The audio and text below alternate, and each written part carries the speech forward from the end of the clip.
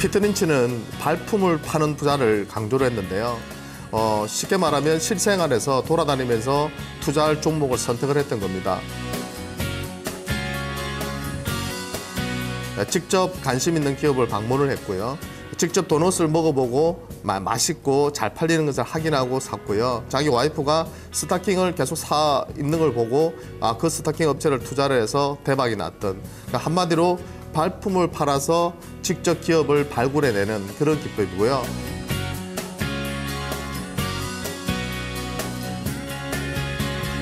잘 나가는 기업에 투자를 해라는 겁니다. 예, 못 나가는 기업에 투자하는 것이 아니라 잘 나가는 기업에 투자를 해라, 이렇게 말을 했는데요. 또 한 가지 말씀드리고 싶은 것은 마인드가 정말 중요합니다. 예, 단기적인 시세에 너무 연연하다 보면요, 정말 50% 100% 주는 기업들을 놓치는 경우가 상당히 많거든요. 예, 그래서 기업에 대한 확신을 가지고 신고가 종목은 투자를 하셔야 되고요. 주식은 과학이 아니라 예술이다. 그건 무슨 뜻이냐면 많은 투자 대가들이 자기만의 기법으로 성공했다고는 하지만 그런 부분들을 무조건 공식처럼 받아들여가지고, 수학 공식처럼 받아들여가지고 그걸 그대로 적용하다가는 현재 주시장에서는 그게 잘 맞아떨어지지가 않습니다.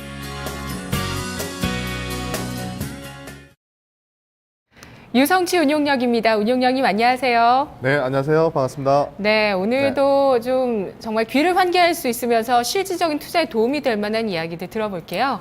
네, 오늘은 제가 최근에 가장 이슈되는 부분들의 자료를 좀 몇 개를 준비해 가지고요. 그걸 설명드리면서 피터 린치라면 이것을 어떻게 또 연결해서 우리가 어떤 트렌드나 종목군들을 골라낼지에 대해서 같이 한번 고민해 보도록 하겠습니다.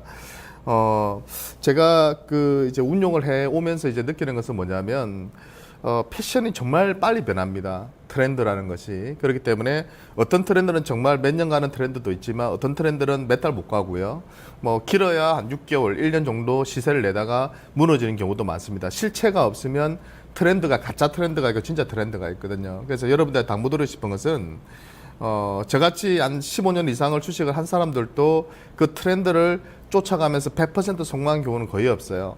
네, 그러니까 매번 운용할 때마다 저는 새로운 트렌드에 대한 고민을 계속 하고 있고 그런 기업들을 계속 발굴을 합니다. 그리고 한 5종목이나 선택을 해서 이제 배팅을 해놓는데요.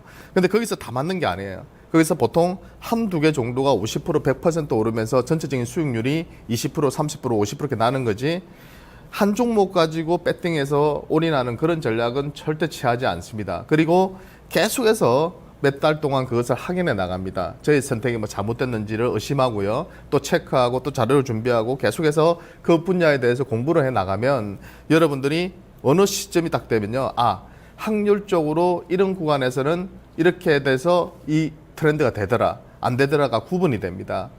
그러면 승률이 높아지는 거거든요. 그래서 주식 투자는 투기가 아니라 확률적인 투자다.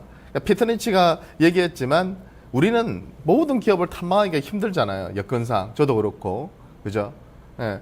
계속해서 돌아다니면서 그런 기업들 찾기가 진짜 만만치는 않습니다. 탐방하고 주변에서 그런 기업들 찾기가 만만치는 않지만 요새 세상은 그때 70년대, 80년대와 다른 점이 있죠. 뭡니까? 인터넷 안에 정말 많은 정보들이 있죠. 지금은 누구나 다 그 기업에다 전화를 해서 주식 담당자한테 모든 것을 물어볼 수 있고, 아이안의 기업 설명회나 탐방을 통해서 또 물어볼 수 있는 부분들이 있기 때문에 적어도 여러분들이 투자하는 기업에 대해서는 적어도 인터넷을 통해서 많은 자료들을 취합해 보시고 분석해 보시고, 그래서 그 트렌드가 맞느냐에 대한 고민이 필요하다. 그래서 오늘 또 제가 여러분들한테 던지는 하두는 최근에 가장 큰 하두로 제가 느껴졌었던 부분들인데요. 그걸 딱 기사를 보자마자 저도 느낀 바가 많기 때문에 여러분들에게도 같이 한번 하두를 던져봄으로써 그 안에서 또 기회를 찾아볼 수 있지 않을까 싶습니다. 쿠팡이라는 회사가 있습니다. 소설 커머스 회사인데요. 이메프라든지 요새 그런 광고하는 회사들 정말 많잖아요. 티몬도 있고. 그 중에서도 역시 가장 대표적인 기업이에요. 모든 온라인 쇼핑 회사 중에서도요, 가장 실거래가 많은 회사입니다. 쿠팡이. 그만큼 매력적인 회사임에도 불구하고 계속해서 상당한 적자를 내왔어요. 작년도까지도 그랬고 올해도 마찬가지고.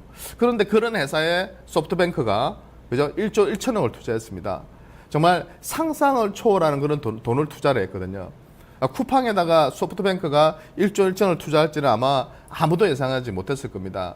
그럼에도 불구하고 물론 손정희 회장이 마지막 최종 지시가 있었을 것이고 실무자들이 곤란해서 이제 투자를 했겠지만 1조 1천억은 깜짝 놀랐던 거죠. 근데 왜 그러면 손정희 회장이 그 마이다스의 손이라는 손정희 회장이 이 기업을 선택을 했을까? 거기에 대해 우리가 출발을 해야 되는 거죠. 그냥 이런 기사가 나오면 쿠팡이라는 회사에 그냥 1조 원 이상을 투자를 했구나 이렇게 생각할 게 아니라 그 안에서 그러면 왜 저 사람은 그죠? 오렌 버핏이 투자를 하면 그 기업이 대부분 보면 나중에 보면 상당 성과를 내고 있거든요. 그러니까 손정희 회장이 예전에 알리바바라는 회사를 150억인가 뭐 100몇십억을 투자해가지고 300억 정도를 투자해가지고 그걸 뭐 수백조 원이 됐잖아요. 100조 원 이상이 됐잖아요. 그러니까 그런 거와 똑같은 겁니다. 그래서 왜 쿠팡에 투자했을까 했을 때 결국은 가장 매력적인 부분이 있어요. 소셜커머스 1위 업체라는 거. 예. 그 규모를 보면 전체 지분에서 그 규모를 보면 한 5조 5천억에서 6조 원 정도로 그 회사를 평가한 겁니다. 이 정도면요 롯데쇼핑이나 신세계, 뭐 GS홈쇼핑 이런 회사들 훨씬 뛰어넘는 롯데쇼핑이나 신세계에 맞먹는 그런 시가총액이에요. 네, 그 정도를 배팅을 한 겁니다. 그 성장 가능성을 그만큼 높게 본 이유는 뭐냐? 일단 소셜커머스 쪽에서 1위 업체라는 거. 그리고 가장 주목하는 부분이 바로 로켓 배송입니다. 제 같은 경우는 실제로 어떤 기업이 그런 이슈가 딱 나오면요. 실제로 제가 지금 한 5건 정도를 그쪽에 주문을 해봤습니다. 실제로 로켓 배송이 되는 건지. 근데 그게 품목이 다 되는 건 아니고요. 일부 그런 품목에 대해서는 로켓 배송이 되더라고요. 실제로 바로바로 오더라고요. 그 다음에 뭐 아주 친절한 문자들. 집에 아무도 없으니까 그걸 경비실에 맡겼다고 하면서 아주 친절한 그런 문자들을 보내더라고요. 그런 그 차별화된 경쟁 서비스를 제공하다 보니까 그죠? 그런 부분에 상당히 주목을 한 거죠. 물론 물류업체하고 택배회사하고는 지금 상당히 갈등을 일으키고 있습니다. 왜? 모든 걸 무료로 그냥 배송하겠다. 근데 안 된다 해가지고 지금 9,800원 이상만 이제 무료가 되는 상태인데요. 근데 이런 변화의 움직임들, 감성적인 마케팅을 통해서 점유율을 높여가는 부분들, 다른 회사들은 지금 적자가 너무 크기 때문에 그런 쪽에 신경을 못 쓰고 있어요. 근데 1조 1천억의 자금을 또 받았습니다. 그러면 또 택배 쪽에다 또 배송 시스템 쪽에다 또 추가적인 투자를 할 것이고, 그죠? 네, 그렇게 함으로써 쿠팡은 그죠? 그 주문을 받고 결제를 하고 바로 배송하는 그런 시스템으로 가는 거죠. 네, 그쪽에 이제 배팅을 한 거죠. 네, 그래서 우리나라만 지금 현재 중구난방식으로 많은 그런 쇼핑몰들이 그죠? 경쟁을 하고 있고 지금 이제 핀테크다, 간편결제다 이야기는 하지만 정말 너무나도 교통 정리가 안 된 상태에서 뭐 삼성페이, 네이버페이 다 나오고 있죠. 그리고 결제업체마다 또 하나씩 다 내놓고 있고요. 카드업체마다 또 내놓고 있고요. 그러니까 페이는 뭐 다 나오고 있습니다. 네, 교통 정리가 되지 않는 상태죠. 하지만 우리가 미국이나 중국의 예를 보면요. 미국 같은 경우는 이베이라든지 아마존이 거의 평정을 했다 보시면 돼요. 예. 중국 같은 경우도 알리바바가 평정을 했죠.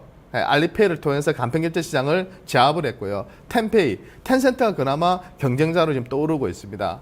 하지만 절반 이상의 전자상거래를 알리바바가 지금 독점을 하고 있는 상태입니다. 그런 회사들이 간편결제를 무기로 해서 시장을 다 장악했죠. 물론 정부의 정책적인 지원이 한입했고요. 근데 우리나라 같은 경우는 그동안 규제가 너무 심했던 겁니다.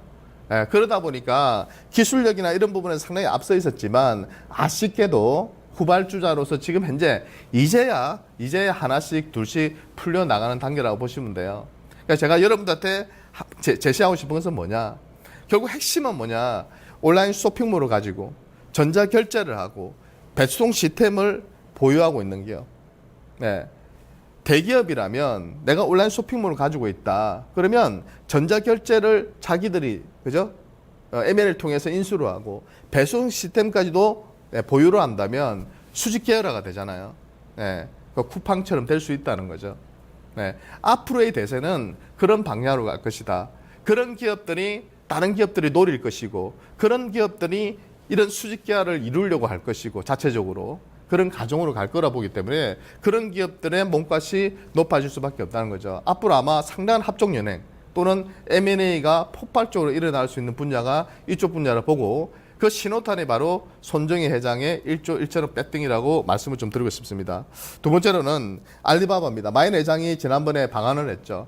그런데 알리페이가 아닌 코리아페이를 언급했어요. 코리아페이. 이게 중요한 겁니다. 자기들 직접 진출하는 것이 아니라 우리나라 내에서 파트너사들을 물색해서 코리아페이를 한번 만들어 보고 싶다. 이 말이거든요. 근데 핵심은 뭐냐?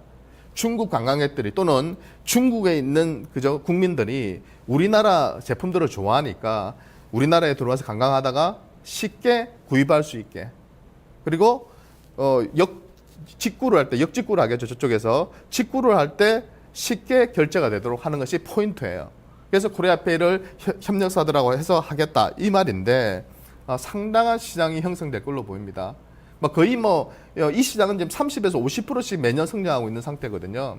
그렇기 때문에 이 시장은 아마도 상당한 시장이 형성될 것이고 그 안에서 아마 여러 가지 수혜 업종군들이 나타날 가능성이 높다는 거죠.